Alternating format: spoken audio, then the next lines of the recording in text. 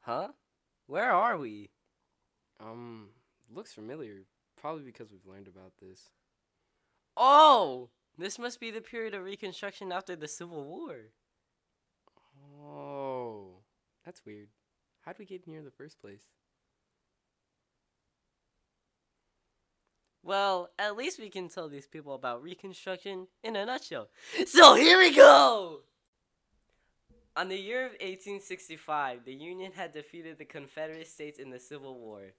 Slaves were now free from their owners, and the Confederates were in desperate need of a new system of labor since slaves were now gone. The 13th, 14th, and 15th Amendment was created, which emancipated slaves, gave people citizenship, gave people the right to vote no matter their race or color. In the meantime, the slaves had nowhere else to go after the war. Beforehand, families were separated and now they didn't have jobs, food, or a place to stay.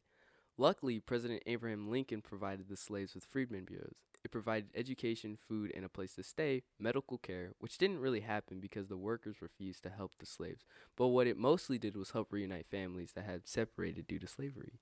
Once they were provided with the essentials, they had out, and there became a new system of sharecropping, which provided former slaves with 40 acres of land. They were given farming tools. They made a deal with the landowner that the landowner shall have 50% of the former slave crops.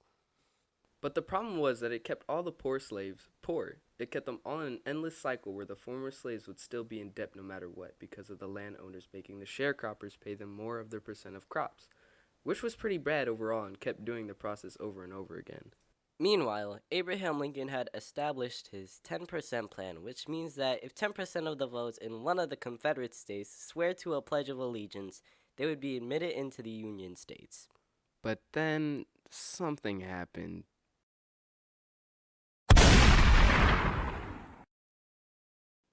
After President Lincoln was assassinated, President Johnson took over the presidency. But unlike Lincoln, President Johnson didn't really do anything to help the Confederate States into the Union. Instead, he created his own plan called the Johnson Plan that gave the white South no role to blacks in the politics of the South. He believed that white men must manage the South instead of the other way around. And since the former slaves had rights, multiple white supremacy groups began to work to try and limit the slaves' power because they wanted the old order to be reestablished. They wanted them to be scared and not have the power in their government. These groups were the KKK and others, but most popular was the KKK. The Black Codes were also created in the Confederate States. It provided it to block any interaction of blacks and whites, such as marriage. It segregated the slaves from the whites in the South by lowering their payments and jobs, and they didn't allow them in certain places, and etc. On 1868, President Johnson was later impeached for firing his Secretary of War, Edward Stanton. But then there was someone by the name of Rutherford B. Hayes, which came up with the Compromise of 1877, which included federal troops to be withdrawn from the South and formally ended the Reconstruction period. Here's some bloopers. Enjoy! In the meantime, the slaves had nowhere else to go after the war. Beforehand, families were separated and now they didn't have jobs, food, or a place to stay. Luckily, President Abraham Lincoln provided the slaves with freedmen bureaus. It provided education, a few. My God, I freaking. In the meantime, the slaves had nowhere else to go after the war. Beforehand, families were separated and now they didn't have jobs, food, or a place to stay. Luckily, President Abraham Lincoln provided the slaves with freedmen bureaus. It provided education. Nathan, why would you do that? You did the same thing to me, and I did it. Because you're mature. You're more mature than I am. I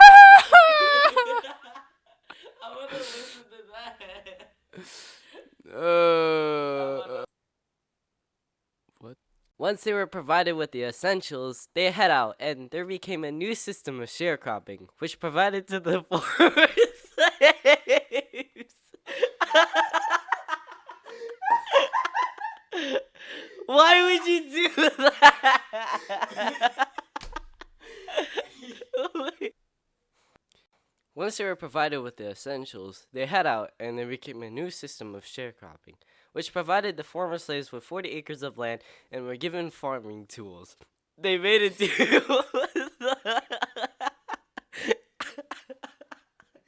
Okay. Those are two big spiders, bro. biggest spider. Look at that. Where? Look by the soccer ball. It's moving its legs.